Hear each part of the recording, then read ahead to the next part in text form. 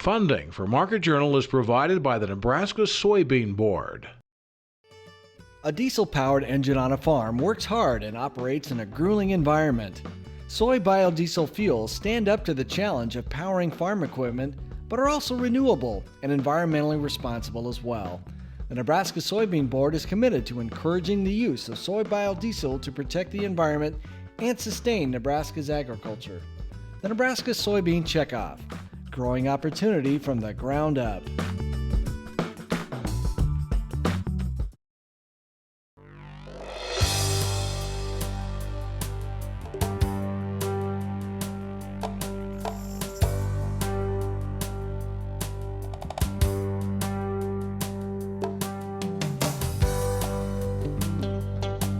Market Journal, television for making agricultural business decisions, is a presentation of the University of Nebraska-Lincoln Extension, where you can know how, know now. Promotional support is provided by the Nebraska Farmer Magazine, and major funding for Market Journal is provided by the Nebraska Soybean Board. The Soybean Checkoff, growing opportunity from the ground up. Welcome to this week's edition of Market Journal. I'm Jeff Wilkerson. On this episode, Ron Plain joins us to analyze hog markets. Brad Lubben explains how Congress may have finally reached approval on a new 5-year farm bill. Sarah Browning talks about planning ahead for spring tree planting on your farm or ranch. And Jim McDonald discusses how high calf prices could impact feeding margins and days in the feedlot. While most of Nebraska was fluctuating between negative-digit temperatures and highs above 60 last week, Curtis and I were basking in the sunlight of Argentina's triple-digit heat and soaking in the rains of Brazil's tropical zone. Over the next few episodes, we plan to show you how farmers in both countries have increased their soybean production. But for now, here's a quick look at the landscapes in those two South American countries. If you have a thing for soybeans, this is the place to be. Both Argentina and Brazil could produce record crops of soybeans this year. Depending on growing conditions and harvest, Brazil could pass the U.S. as the world's #1 producer. Current USDA Foreign Agricultural Service estimates say Argentina will produce more than 2 billion bushels of beans, and Brazilian farmers will harvest 3.27 billion bushels, about 20 million bushels less than the 2013 U.S. harvest. In our stops in both countries, there was evidence to be bullish and evidence to be bearish. Farmers and industry professionals in Argentina and Brazil believe planted acres could rise, and perhaps double in Brazil. But there are also financial and logistical issues that could hamper the increase. In Argentina, a 35% export tax on soybeans takes a huge chunk of farmers' potential profit, especially when the country's currency can rapidly devalue. And in Brazil, if the country has trouble transporting and exporting its harvest now, how can it possibly move twice the crop? Both nations have become big players in soybean production. The recent rise has already been felt in the U.S., and their future will play a significant role in profitability for farmers here in the United States. We'll show you our interviews from South America in the coming weeks. Next week, we'll begin the first installment of our 3-part series on Brazil and Argentina, when we'll show you how the two countries have grown to become major players in soybean production. University of Missouri Extension economist Ron Plain is our marketing analyst this week. We talked with Ron Wednesday afternoon about hog prices into February, the export market in 2014, and the continued effect of the porcine epidemic diarrhea virus. Well, the number of new cases in the United States goes up about 100 a week or so now, so it's a lot of farms are having to deal with it, and we expect it's going to have a significant impact on hog slaughter next spring and summer. Certainly the futures market has gotten very bullish on the late spring summer contracts, and I think most of that is due to the problems they think sow farms are having with pig loss.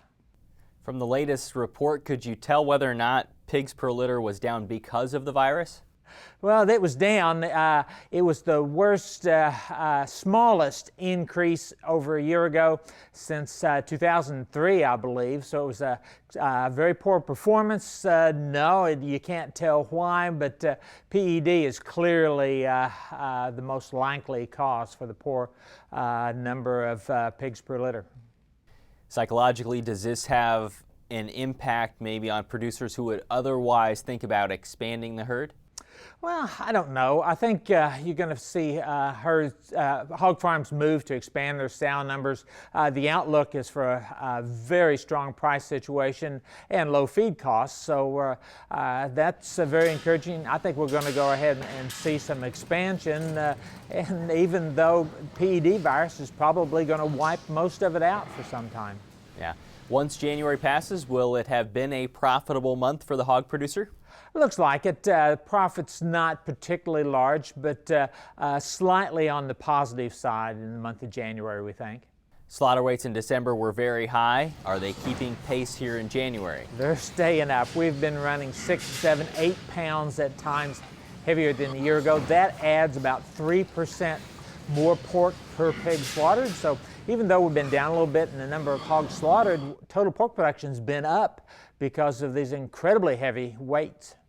Right, you kind of need that to get going here if PEDV still continues to rise, right? Well, you know, heavy weights comes with a lower feed cost, but also we think in part due to the PED virus. Fewer pigs out there gives us more room in those finishing barns. Pigs grow a little bit faster, and we're not having another batch of pigs quite ready to crowd them out as soon, so they may be able to stay on feed a little bit longer.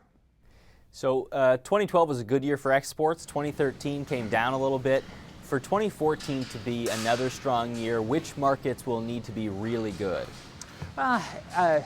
Japan is our biggest market. Japan, Mexico, Canada are very consistent. It's the outliers, the ones that tend to fluctuate a lot are China. Sometimes they come in real big in purchases, other times not. South Korea's been buying a little bit less recently.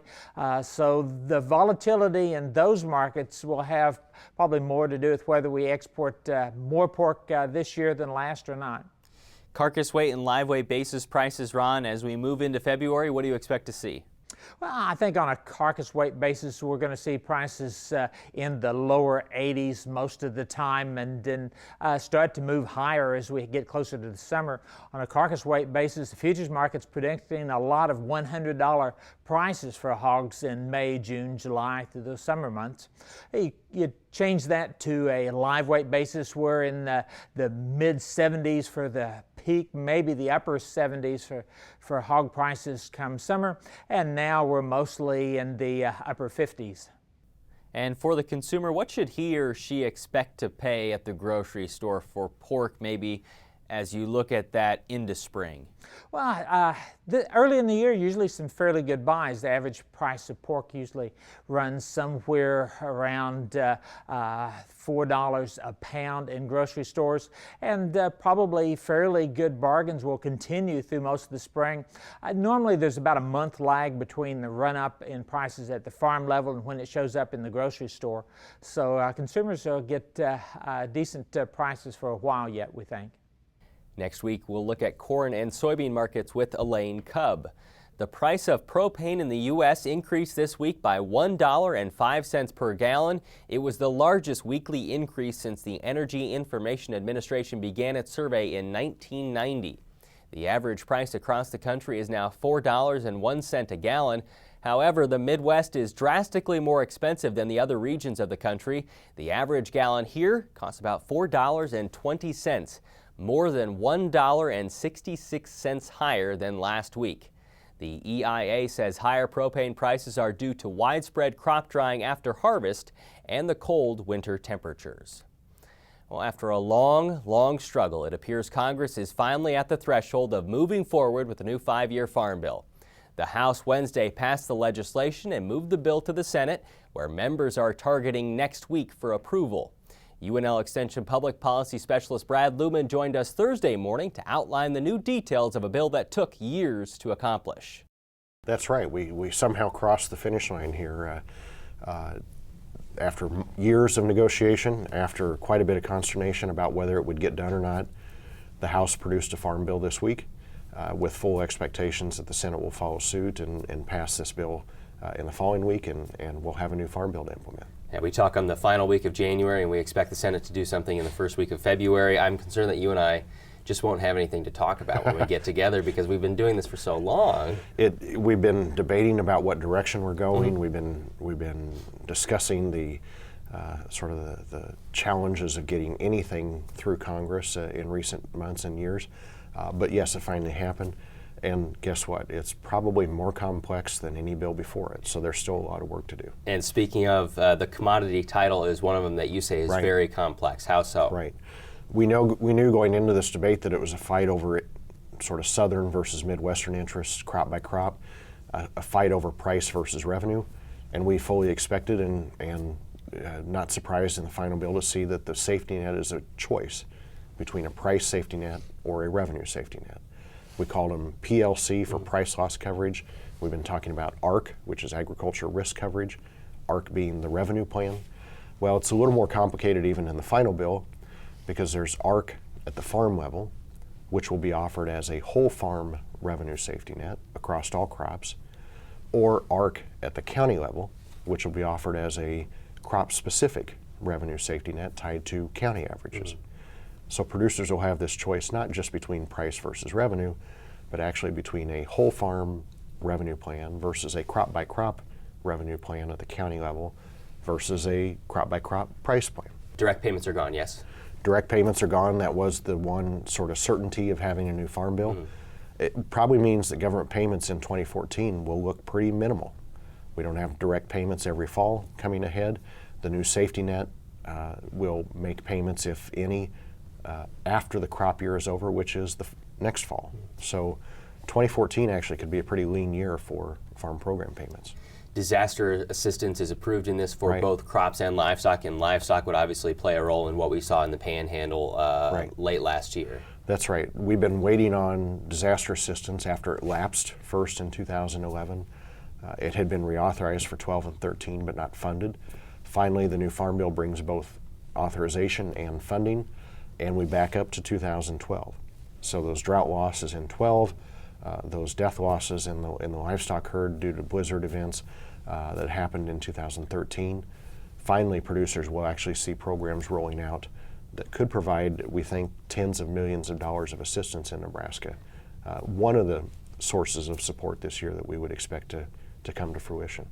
How does the conservation program change, and could that bring more acres out of conservation and into production in Nebraska? That would be an expectation. The conservation program in total continues to grow. It doesn't grow quite as fast as it might have been projected before it too had to take some budget cuts. But the biggest cut in the conservation bill is the size of the CRP. We shrunk it in the 08 Farm Bill from 39 million to 32 million acres as a cap. This bill will shrink it from 32 to 24. That's a recognition of some of the falling enrollments as acres came back into crop production, but it also means that probably the next 2 or 3 years we'll continue to see more acres. Nebraska's already sort of taken 500,000 acres or so out of the CRP and back into agricultural production or other uses. We might expect another 200,000 to 300,000 in the coming years. Our full interview with Brad is available on our website. It includes our discussion on why several livestock groups disagree with certain elements of the proposed farm bill. 2013 was another strong year for U.S. biodiesel. The industry produced more than 2.7 billion gallons of biodiesel during the 12-month stretch, which sets a new record for output. However, now the National Biodiesel Board is speaking out about renewable fuel standard requirements for 2014. The board says the Obama administration's proposal to maintain the biodiesel requirement at 1.28 billion gallons would significantly reduce production, especially since some 2013 production could be carried over to 2014. The United Soybean Board says biodiesel in the U.S. has added 74 cents per bushel to the value of the country's soybeans. The Nebraska Soybean Board has provided dollars for fueling stations and retailers in Nebraska to apply for a biodiesel pump grant, which helps allow for infrastructure to be installed. UNL Extension educator Sarah Browning says now is a good time to think about spring tree planting in landscapes and windbreaks. Sarah says local NRDs can be a good place to obtain seedlings, but tree selection is a big consideration in Nebraska because of the state's often hot and dry weather conditions. I guess the one thing that we really want people to think about is that there's definitely a toss-up between fast-growing trees and tree longevity and tree structural stability. So if you go for a slightly slower growing tree, you're often going to have a tree that will be in a landscape for a long time and often will have fewer problems than something that's very fast growing, like a silver maple, for example. If a homeowner is looking for a large number of trees, an NRD can be a great source because they have smaller seedling trees available at a very reasonable cost. Usually it's just slightly over $1, $1.20, $1.25 per seedling. And they have a pretty good selection of trees that are well adapted to Nebraska. So if you contact your local NRD, and they are taking orders right now or from November through April for tree seedlings, get your order in now, and then those trees will be delivered to you in time for spring planting. You can find your local NRD at nrdnet.org. On our website, we'll also link to a few other online sites where you can find useful information on tree selection and planting. Not all new technologies are designed for crop production. In the February Nebraska Farmer, you can read how one Northeast Nebraska swine producer takes advantage of state-of-the-art sorting and monitoring equipment in his finishing facilities. Larry Zobel of Bancroft installed an automatic scale and gates so hogs can be sorted into pens by weight. He also monitors hogs in all his barns with a new camera system and has a viewing room so visitors can see how he cares for his animals. You can read more about Zobel and his operation in the February Nebraska Farmer. You still have time to register for the 29th Nebraska Women in Agriculture Conference to be held February 20th and 21st in Kearney. Early bird registration ends February 7th. The conference features speakers and topics to develop management skills by providing leadership, learning support, and networking avenues. As measured by UNL's Department of Ag Economics, cash corn prices have dropped by nearly $3.30 per bushel from mid-January 2013 to the same point this year. While that may lower profits for crop farmers, it does provide cattle feeders with a cheaper input. But that doesn't mean all costs are lower. Earlier this week, we talked with UNL beef cattle nutritionist Jim McDonald about putting weight on animals in the feedlot. When we last talked with Jim about this issue in November 2012, Nebraska and many other states were coming off low harvest numbers due to a record drought. That wasn't the case this year, but now higher calf prices could be squeezing margins. Feedlot industry is always a break-even industry, and the reason that it's a break-even industry is because when feed prices come down, feedlots have an incentive to go pay more for feeder calves. And so that's the dynamic that's changed over the last couple years. As corn prices moderated, we're spending more money for feeder calves. You know, if you're going to purchase a 600 or 650 pound calf coming into the feedlot now, you're looking at a $1,000 to $1,100 investment right now, which is substantially greater than what it's been in the past. And those feeder calf prices have been high for a few months now, right? Yes, and probably will remain high. You know, one of the outcomes of that drought is we liquidated a lot of cows. And so feeder calf supply has been tight and will probably continue to be tight. It's quite a large investment to replace that female for the ranch as well. And so we'll see how this all plays out, but feeder calf prices will probably remain high. So last time we talked, we had looked at, in relation to feed prices, how long do you want to keep the cow in the feed lot? With these high calf prices, what do you look at to find if you can make the money back there? So really, the principle during high feed prices is what's going on with carcass feed efficiency. If we're selling a carcass rather than selling a live animal to the packing plant, we want to focus on carcass feed efficiency rather than on live animal feed efficiency. The principle when you're paying a lot of money for a feeder calf is distributing that initial price that you paid for the feeder calf over more carcass weight. And so if you're looking at about a $200 a hundredweight outcome this spring, I don't know exactly where it'll be, but futures would indicate that that's the area that it would that it's headed. Divide your initial $1,000 to $1,100 by an 850 pound carcass versus a 1,000 pound carcass, and you've changed your feeding margin by about $20 a hundredweight on that carcass. Does the same thing apply here as it did last time, where you're better served feeding out rather than selling early and cutting losses? So the only difference would be if you're selling on a live basis rather than on a carcass basis. When feed prices are really high, there is incentive to sell early. If corn prices are relatively moderate, but feeder calf prices are high like they are now. In both cases, if you're selling live or if you're selling in the carcass, you want to go ahead and feed them out until you start running into substantial discounts, which has also changed because the beef market is also tight, and so discounts for heavyweight carcasses have diminished or almost gone away completely in many cases. And so really it's when you start getting into significant discounts for yield grade 4 and 5 carcasses. How does the efficiency of gain change towards the end of the cycle in the feedlot? So in both cases, if you're looking at what's going on in the carcass and if you're looking at what's going on in the animal, feed efficiency is going down at the end of the feeding period as they're putting on fat. The difference is that 90% of every pound that you put on a live animal is transferred directly to the carcass at the end of the feeding period. And so feed efficiency isn't declining as rapid of a rate on the carcass as what's going on in the live animal. We tend to think in terms of, well, there's two issues that catch us sometimes. First, we tend to think in terms of what's going on with the live animal and we're selling carcass. So we need to change that thought process and start thinking about what's going on in the carcass. The second issue is at the end of the feeding, we tend to think in terms of what's going on to animal performance on average throughout the feeding period because we know their performance at the start and we know what's going on at the end, so we can calculate the average feeding performance. What we really want to get to is daily incremental performance so that we can predict at the end of the feeding period exactly what day should they be marketed when it's no longer profitable to put on an additional pound. That's about impossible for a feedlot to do. But keeping in mind the principles of 90% of every pound of gain is being transferred directly to the carcass allows us to estimate more closely when optimal marketing is. At the beginning, you said the feedlot is a break-even industry. There are lower feed costs, but calves are really high-priced. Is there some profit to be made here? Obviously, this is a speculation and estimation depending on what happens in the market. You know, I'm pretty bullish on the beef industry as a whole. The feedlot industry is probably going to be break-even in the short term. Depends on what the consumer is willing to pay for the beef prices. But I think one thing that remains constant is that consumers like beef. They like our product, and it's in short supply. And so I think, especially if you've got cows right now, you're going to be sitting in a very good position.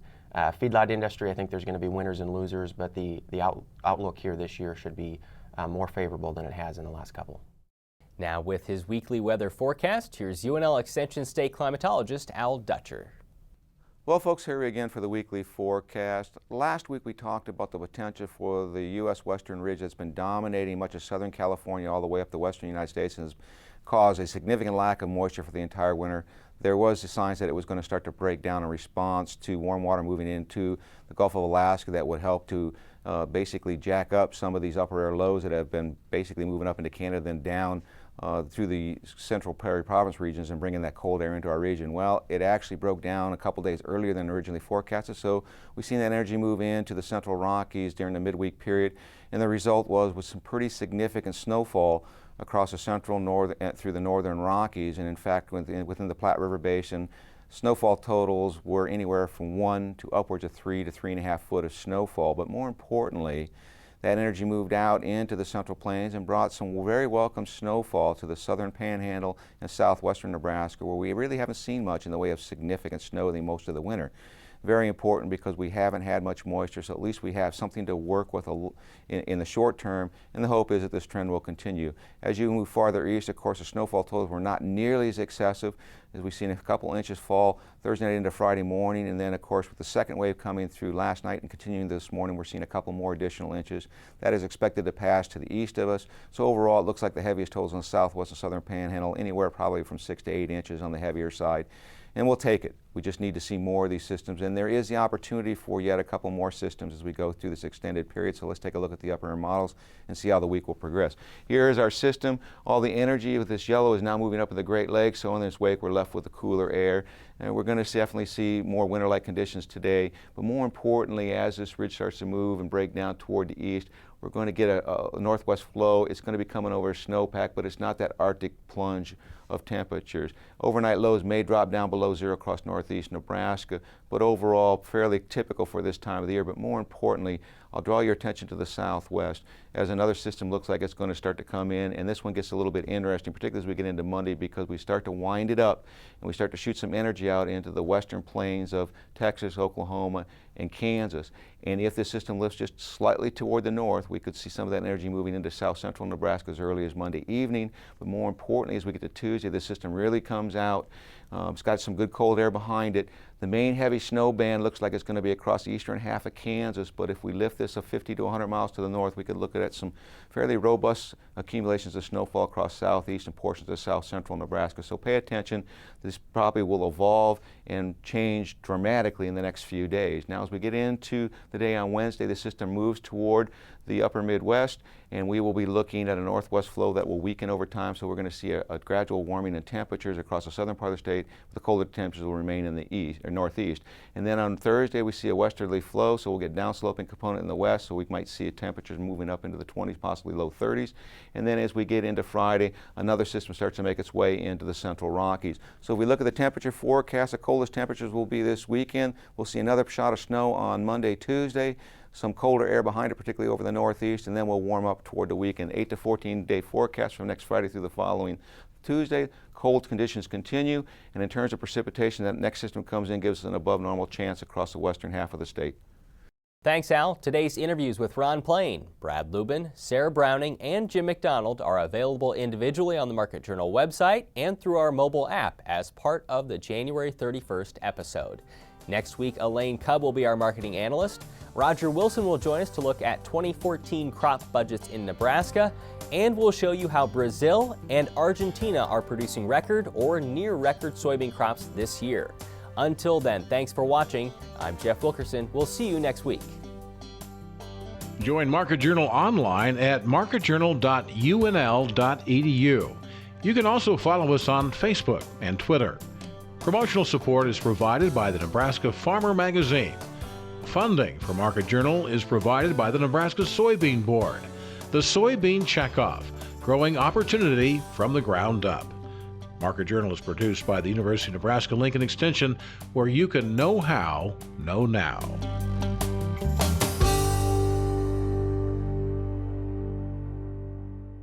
Funding for Market Journal is provided by the Nebraska Soybean Board. America's export of soybeans helps the U.S. maintain a positive agricultural trade balance. Nebraska contributes half of its soybeans for export. The protein and oil content in soybeans enhance the growing demand for higher protein diets. The Nebraska Soybean Board promotes research to develop new soybean varieties with higher protein and oil content for major agricultural markets. The Nebraska Soybean Checkoff, growing opportunity from the ground up.